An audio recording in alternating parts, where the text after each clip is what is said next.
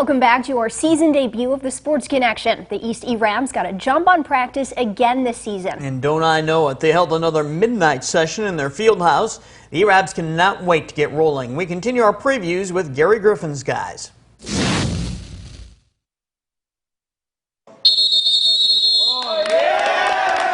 The East E-Rams charged into their first practice at midnight on the first day of practices. The players are ready to go after a third straight playoff appearance. 3 years in a row, of course. Trying to come in and get a good season started and hopefully make another playoff berth. Head coach Gary Griffin isn't about flash. Even his goals are simple. Be 1-0 every week. We're not worrying about the playoffs. We're not worrying about anything in the future except when we play week 1, and that's Belvidere North. The E-Rams are the easiest team in the Nick 10 to figure out. They're going to line up and run the football. When I asked Griffin if he has any new wrinkles he's adding this year, he said classically, "We got a few wrinkles. Run right, run left." And the E-Rams have just the man to run with the football. Senior Tavion Lake, the conference's leading rusher with more than 1,600 yards last season, is back. We're going to go as far as Tay Lake takes us. We're going to give him the ball every time and see if people can stop him. Despite that statement, Lake won't get all the carries. The Rams have another productive running back returning in Jada Shaw. He rushed for almost 500 yards last season. Oh, I know I'm surprising people this year. Y'all know Tay. Yeah, he's a great running back, but I'm going to show some people that not just him running the ball, it's me running the ball too. The quarterback position is up for grabs, but athletic junior C.J. Berry might have the inside track. Up front, the Rams graduated Aiden Guttridge and Big Delvante LaFleur moved to Houston, but 6'5", 340-pound Jason Stroberg is back. The Rams freshman team went 8-1 last season. Many of those players are ready to contribute now as sophomores. We could end up starting 6 sophomores this year, so we don't care. We'll play them. We're angry. We're ready to go. It's kind of a revenge season for us, I'd say. We're all ready to get out there. We're ready to hit hard, play hard, go hard. That's coming from a hungry group of Belvidere guys ready to come back from a 2-7 record last season.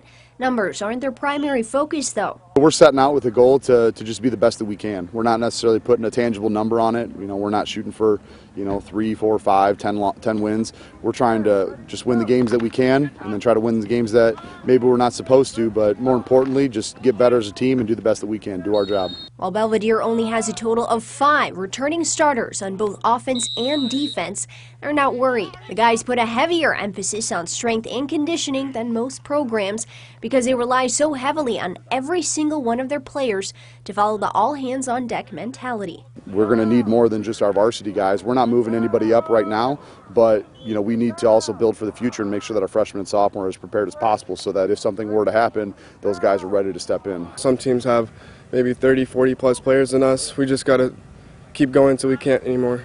The competition for quarterback is ongoing between seniors Howard Ghostin and Derlin Lemke. One of them will be Austin Housen's replacement. He threw 1,169 yards last season. We're just trying to do what's best for the team. Whoever gets it, gets it. Some of the Bucs' key weapons on offense include seniors Brandon Childers and Curtis Means. Defensively, there's guys like Jackson Foreman, who Redinger says will be part of a group that's going to shock the Nick 10. The whole defense, every single one of them is a stud in my eyes, and we're flying around, we're hitting hard, we're going to kill everything that moves.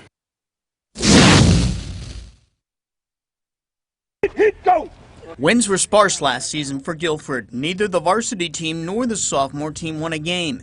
So the goals here for now are simply to take things one step at a time. We've been stressing the idea of a process. If you do the process right, wins might not come right away, but they will eventually in the future. Hey! Diddick knows what it's like to win games and finish on top. His Forston teams won 2 state championships. Those Forston teams were physical, and that's one missing ingredient at Guilford.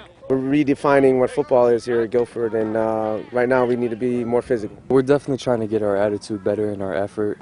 The most polished player on Guilford might be junior lineman Nathan Johnson. He's 6'5", 285 pounds, which is actually leaner than he was last year. He had a great year for us as a sophomore. He's a big kid. He's lost some weight. We're really worked hard on his footwork, and he should have a great year. Senior wingback Kevin Woods will be one of the Vikings' playmakers on offense. Senior Mason Green is back to play tight end. The Vikings' new quarterback is senior Amit Bisht. He's never played quarterback before. He was a receiver last year. I first told him I wanted to play it just because I know the team needed one, and I knew I could be the guy who could step up to it. He's kind of won the job over the course of the summer with his work ethic and his attendance. He's the one who's most embraced our offense. You know, he's getting better each day. Diddick sees positive signs in the program. 90 players are out for football at Guilford, freshmen through seniors.